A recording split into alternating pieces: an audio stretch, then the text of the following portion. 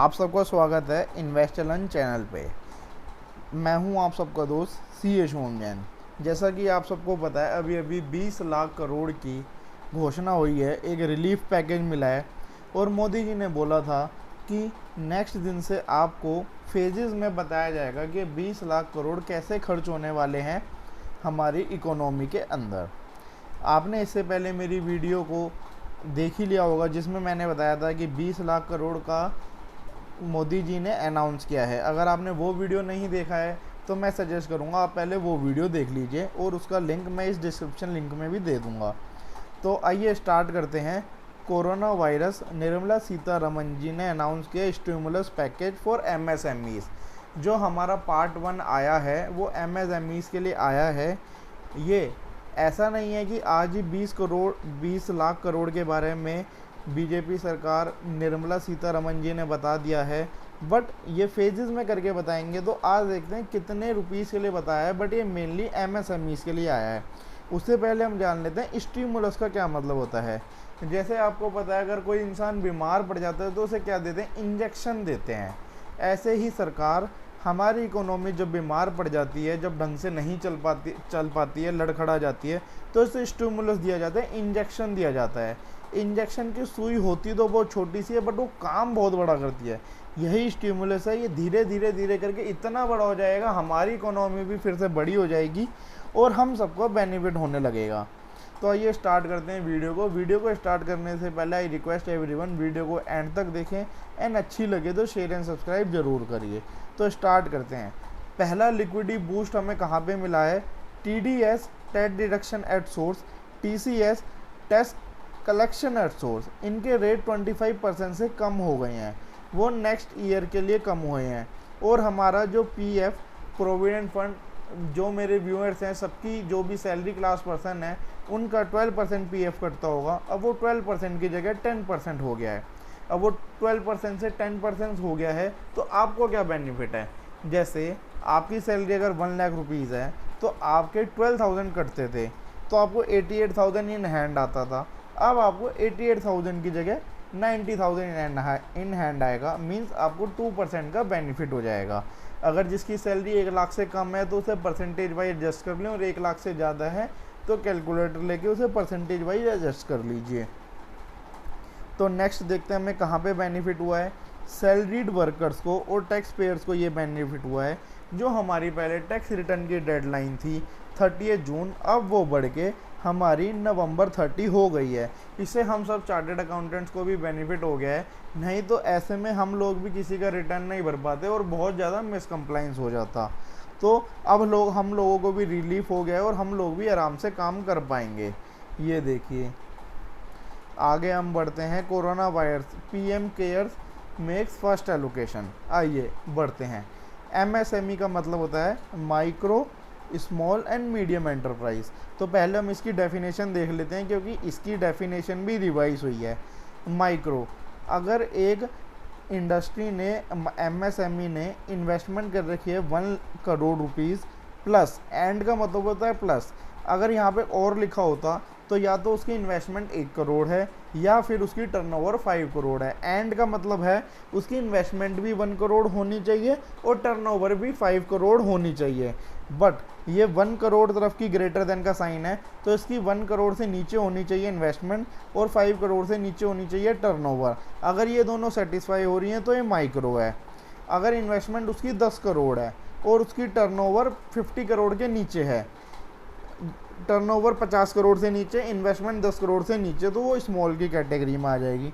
अगर उसकी टर्नओवर 100 करोड़ से नीचे और इन्वेस्टमेंट 20 करोड़ से नीचे है तो वो मीडियम से की कैटेगरी में आ जाएगी। अगर उसकी टर्नओवर 100 करोड़ से ऊपर है तो उसके लिए यहाँ पर कोई भी बेनिफिट नहीं है।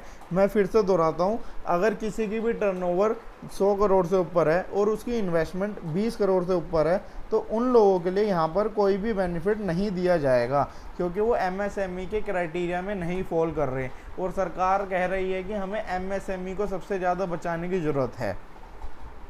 तो आइए, अब हमने डेफिनेशन देख ली है, तो एमएसएमई को हम लोगों ने क्या बेनिफिट दिया है। ये देखिए, 3 lakh crore emergency credit line will be insured. Mean 20 lakh crore में से 3 लाख करोड़ का एमरजेंसी जल्दी से जल्द जो बहुत ज़रूरी था क्रेडिट लाइन वो दिया गया है 3 लाख करोड़ एमएसएमई का। और इससे माना जा रहा है कि 45 लाख यूनिट को इससे बेनिफिट मिल जाएगा, जिससे वो उनकी वर्किंग कैपिटल जो रोज़ के काम धंधे में पैसे की ज़रूरत होती है उन लोगों को वो पैसा मिल जाएगा। उससे वो अपनी जो बिज़नेस की एक्टिविटी है वो स्टार्ट कर पाएंगे। और जो लोग सोच रहे थे हम अपना सैलरी कट करके लोगों को जॉब से निकालेंगे, छटनी करेंगे, और ऐसा मानना है गवर्नमेंट का कि वो छटनी नहीं करेंगे। और ये बोला 2 लाख एसएमएसएमई। देखिए स्ट्रेस का क्या मतलब होता है, पहले मैं आपको बताता हूँ। जैसे समझ लीजिए कोई इंसान है गोलू ने क्या करा, वो पहले से ही धंधे में नुकसान खाए बैठा है और वो बोल रहा है कि आप मेरे को 1 लाख रुपए उधार दे दो। क्या आप उसे 1 लाख रुपए उधार दे दोगे? बोलोगे भाई तू तो अपने धंधे में पहले से ही नुकसान खाए बैठा है, तेरे को बेनिफिट नहीं हो रहा है, हम तेरे को पैसा क्यों दें, तू तो हमारा पुराना भी उधार चुका दे। बट गवर्नमेंट ने क्या किया है, 2 lakh MSME which are stressed और consider non performing asset. Non performing asset का मतलब जो लोग डिफ़ॉल्टर्स हैं, जो पैसा नहीं दे पा रहे हैं, उनको सरकार ने 20,000 करोड़ का सबऑर्डिनेट डेप्थ दिया है। 20,000 करोड़। गोलू जैसे लोगों को 20,000 करोड़ का डेप्थ दिया है कि आप लोग बहुत परेशान हैं, आप लोग अपना धंधा बंद मत करो, जो आपको नुकसान हो रहे हैं हमसे 20,000 करोड़ लीजिए और अपना धंधा फिर से स्टार्ट करिए। अब देखिए तीसरे पे बढ़ते हैं। 50,000 crore equity infusion into plan through MSME fund of fund which are corpus of 10,000 crore. Fund of funds का मतलब है, जैसे समझ लीजिए मैंने अपनी कंपनी बनवा रखी है। अगर मैंने कंपनी में मेरी शेयर कैपिटल कितनी है 1 लाख, जिसमें मेरे पास 10,000 शेयर हैं और ₹10 के। मैं काम तो बहुत अच्छा कर रहा हूँ बट मेरे को नई मशीनरी चाहिए, मैं बैंक से लोन लेके आता हूँ, मैं पैसा दे नहीं पाता। बट अगर मैं इक्विटी लाता हूँ तो मेरे को डिविडेंड इशू करना पड़ेगा और मेरी मर्जी है, अगर मेरे को फ़ायदा नहीं हो रहा तो मैं डिविडेंड नहीं इशू करूँगा, इसलिए हम इक्विटी कैपिटल प्रेफरेंस करते हैं। बट जो कंपनी लिस्टेड होती हैं स्टॉक मार्केट में, उसके शेयर तो हम लोग ले लेते हैं। जो अनलिस्टेड होती हैं उनमें इक्विटी इन्फ्यूज़न आप कर ही नहीं सकते क्योंकि वो मना है। तो उसके अंदर क्या कर सकते हैं आप, सरकार ने 50,000 करोड़ की इक्विटी इन्फ्यूज़न करेगी उन प्राइवेट कंपनीज़ में जो स्टॉक मार्केट में लिस्टेड नहीं है। मींस वो लोग अपनी नई ऑथराइज कैपिटल को इंक्रीज़ करके एडिशनल कैपिटल को मार्केट में इशू करेंगे और वो सरकार को बेच देंगे और ऐसे वो 50,000 करोड़ उनमें इन्वेस्ट कर सकती है। तो इससे एमएसएमई को बहुत ज़्यादा बेनिफिट मिलेगा। देखिए 3 लाख करोड़ का तो ऊपर बेनिफिट मिल गया, जैसे 45 लाख एमएसएमई ठीक हो गई। 2 लाख एमएसएमई जो स्ट्रेस दी, जिनका पहले से ही हाथ तंग था, गोलू जैसे लोग, उन लोगों को हमने 20,000 करोड़ दे दिए। और जो लोग अपना काम धंधा बड़ा करना चाहते हैं वो कहते हैं कि हम लोन नहीं ले सकते, हमें इक्विटी इन्फ्यूज़न चाहिए, तो उनको 50,000 करोड़ दे दिया।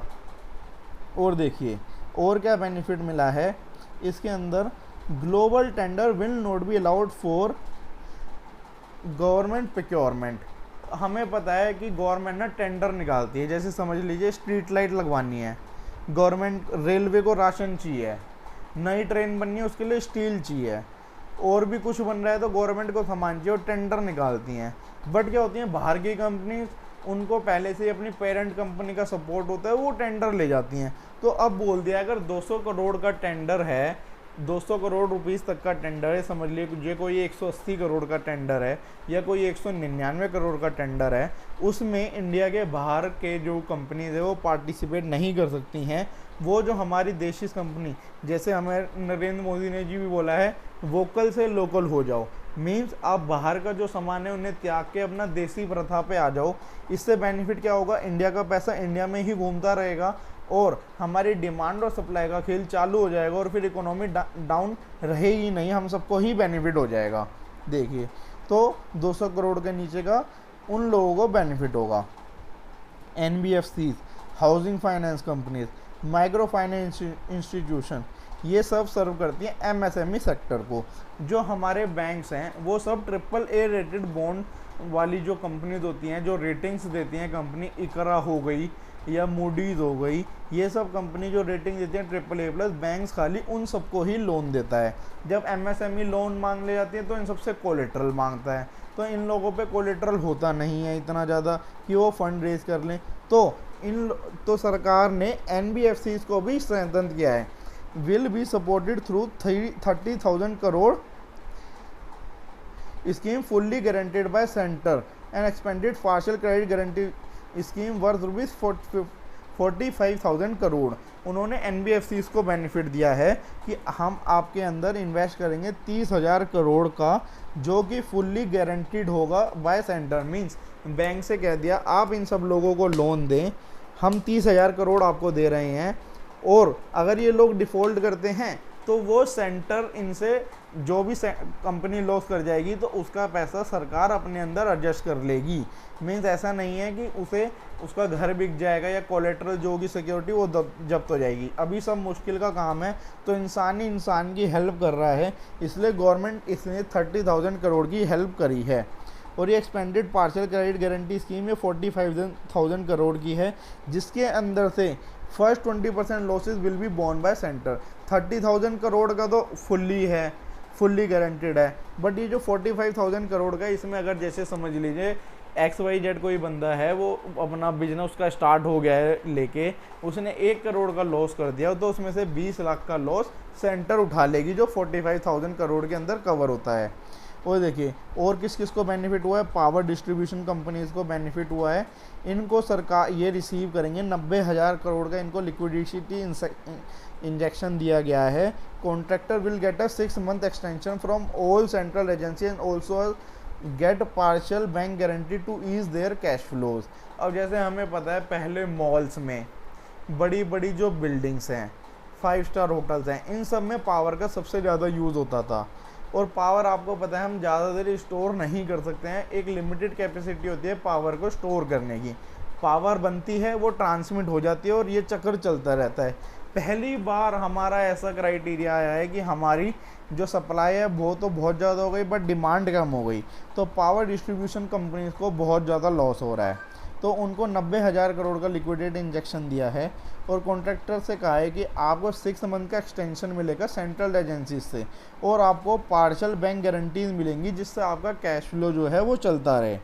और registered real estate project will get a 6 month extension. जो भी रजिस्टर्ड रियल एस्टेट प्रोजेक्ट हैं, जो भी वो लोन लेती हैं, MSMEs में जो कवर हुई हैं वो लोन लेती हैं, उन्हें भी 6 महीने मिलेंगे इस लोन को देने के लिए। ये हमारा सप्लाई साइड मेजर हो गया।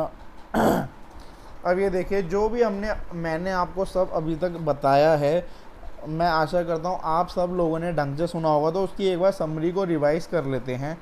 स्मॉल बिजनेस के लिए 3 लाख करोड़ का इमरजेंसी क्रेडिट दिया है MSME के लिए। जो खाली डोमेस्टिक फर्म है वो 200 करोड़ तक के लिए अप्लाई कर सकती हैं, जो भी सरकार का टेंडर छूटेगा। EPF जो है वो पहले 12% था, 12% एम्प्लॉयर का, 12% एम्प्लॉय का, 24% जो कटता था वो 20% कटेगा। ये खाली 3 महीने के लिए स्लैश हुआ है। IT की रिटर्न की जो डेडलाइन है वो 30 जून से 30 नवंबर हो गई है। ये होम पे एम्प्लॉय पास रिटायरमेंट के सेविंग में मदद करेगा। Power PSUs to lend 90,000 crore to states. आपको पावर ट्रांसमिशन वाली कंपनीज का बताया भी मैंने, उन्हें 90,000 करोड़ का वो होगा। Deadline for public infrastructure contract वो एक्सटेंड हो जाएगी 6 महीने से, मैंने अभी आपको बताया है। 45,000 करोड़ का जो अभी आपको मैंने 25% का 1 करोड़ का एग्जांपल लेके बताया, जिसमें 20% का लॉस सरकार बुक करेगी, वो 40,000 करोड़ का मैंने आपको बताया है। 30,000 करोड़ का NBFCs का मैंने आपको बताया है कि NBFCs को मदद करेंगी, जिसमें 100% गवर्नमेंट की गारंटी है, वो मैंने आपको बताया है। तो मैं आशा करता हूँ कि आपको ये वीडियो बहुत अच्छी लगी हो, और अगर आपको समरी बनानी हो तो आप इस वीडियो को फिर से स्टार्ट करके एक एक पॉइंट का समरी बना लें। तो थैंक यू फ्रेंड्स, आप सब लोगों से बहुत प्यार मिल रहा है। अब हम कल का वेट करते हैं कि कल स्टिमुलस पैकेज में क्या आएगा, और भी इस वीडियो को अच्छी लगे तो अपने सभी फ्रेंड्स के साथ शेयर ज़रूर करें। Thank you friend, bye bye.